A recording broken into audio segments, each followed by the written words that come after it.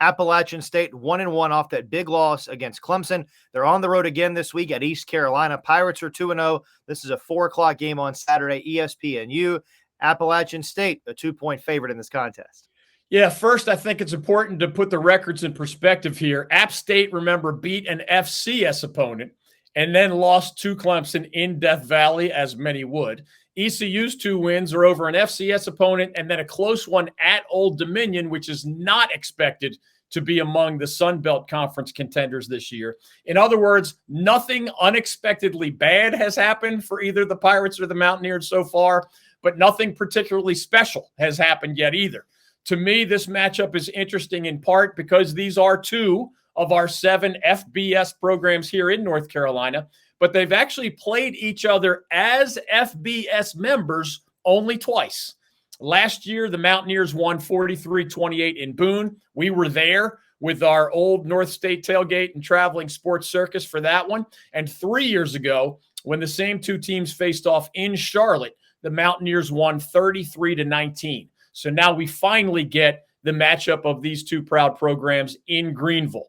The reason I like App State in this game is that I think, despite what happened against Clemson, App State knows that it could be a special team again this year, especially on the offensive side of the ball, with a proven QB in Joey Aguilar at the controls and very talented skill players around him. Anderson Castle and Kanye Roberts at running back, Caden Robinson and Christian Horn at wideout, Eli Wilson at tight end and otherwise. What will be interesting is that while the ECU coaches can't possibly be sure what they'll get from their offense, which is definitely improved from last year's disaster, but also turnover prone and wildly unpredictable, the Pirates really do like their defense again this year.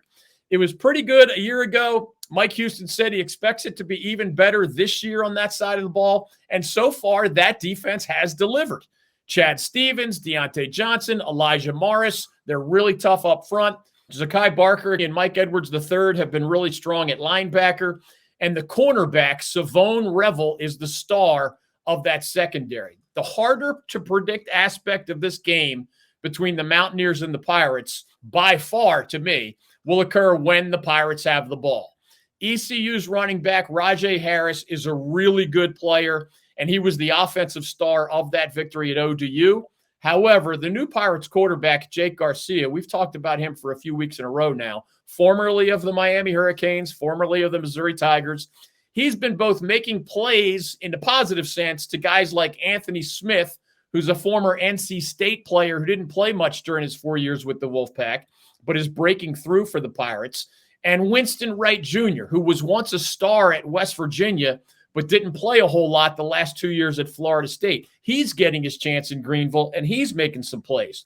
But Jake Garcia has also thrown an NCAA worst 7 interceptions through 2 games, and that means Caton Hauser, a Michigan State transfer, also a quarterback, could get a look if Garcia keeps throwing the ball to the other team. The bottom line to me, App State is a more confident and slightly more talented football team than ECU is right now.